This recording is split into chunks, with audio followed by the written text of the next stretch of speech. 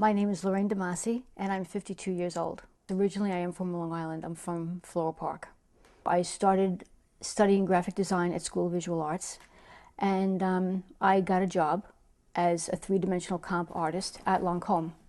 And that was a very good job. I was really, really happy there. I worked as a three-dimensional comp artist, which is developing prototypes and samples for client presentation and photography. Because I worked as a freelancer, and that's another thing that I really enjoyed, not being a full-time employee, not getting any medical benefits. After a while, I think that there was a little bit of a problem. So they had to let some of us go, so I lost my job.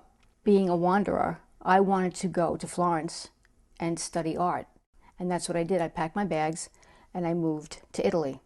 So I was going to stay there for 3 months, and I stayed for 3 years. It was a wonderful experience.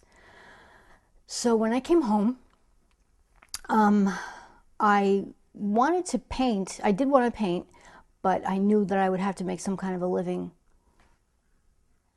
to supplement my income. I got myself back into the loop of freelancing. I was continuing my work as a three-dimensional comp artist, and I got more and more work, and finally I landed a job at Accessories Network in New York City, and I started to work there full-time as a freelancer, but full-time. I didn't want to try and pad my bills, and I didn't want to try and stick around just to get the money. I like to play it pretty honest, and if there was no work for the afternoon, I would go to my boss and say, well, if you have nothing else, I'm out of here. So that went along good. I was working steady, steady, steady.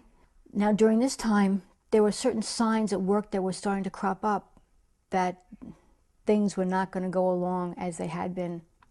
Because I know the president of my division, he said to the in-house designers that the people in Hong Kong were going to tell them and help them with their designs. So when my friend told me, I looked at my friend and I said, I think we better get ready because we're all going to lose our job.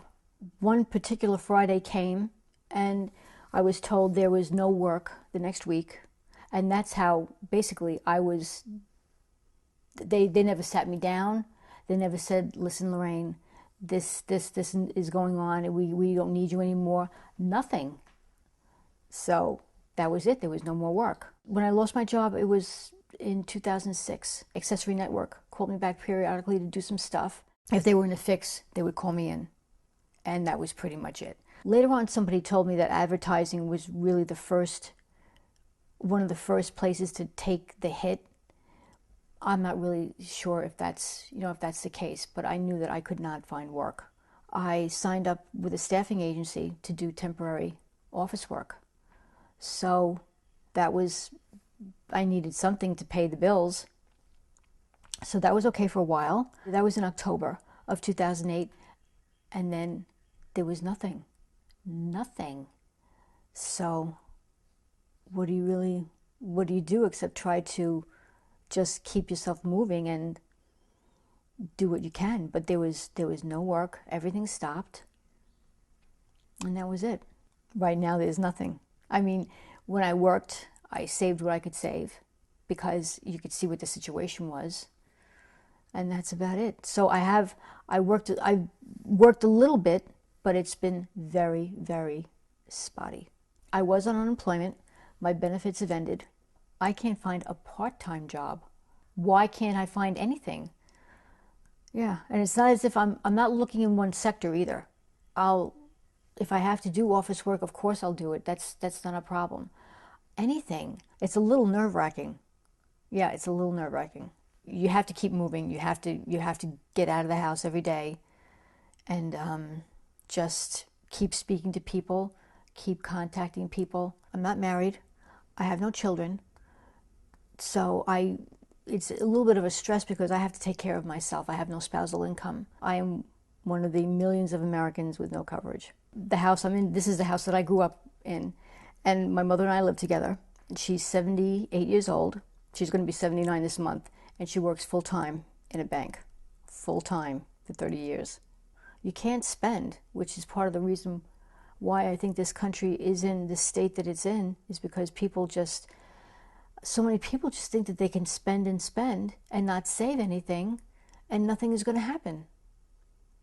It's because I saved as much as I could that I at least have a little bit of a, a little bit of a cushion that I can at least pay for what I need to pay for. But how long is that going to go on if I can't find work? I believe that there is temporary work out there, but I haven't really had any. No, I haven't really had any bites. There are a lot of people looking for the same jobs, and it's kind of like a lottery. I think it's become more like a lottery. The time frame for me to get back to work is pretty much now. Yeah, it's pretty much now. I know the summer's coming.